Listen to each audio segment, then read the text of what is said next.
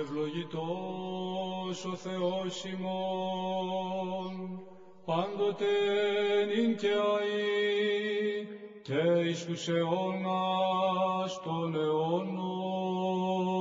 Κύριε, εισάκουσον της προσευχής μου, ενώτισε την δέησιν μεν τη αληθεία σου, εισάκουσον μεν τη δικαιοσύνη σου, και μη εισελθήσεις κρίσιν μετά του δούλου σου, ότι ου δικαιώθησε ενώπιον σου πας ζών, ότι κατεδίωξεν ο εχθρός την ψυχήν με ταπείνωσιν εις γην την ζωήν μου, εκάθισέ μεν σκοτεινής ως νεκρούς αιώνος, και η κηδίασεν επί με το πνεύμα μου, εν εμεί εταράχθη καρδία μου, εμνείς την ημερών αρχαίων εμελέτησα εν πάση της έργης σου εν ποίημαση των χειρών σου εμελέτων,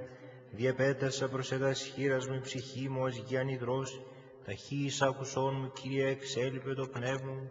μη αποστρέψεις το πρόσωπόν σου απ' εμού και ομοιωθήσω με της καταβαίνουσιν εις λάκων.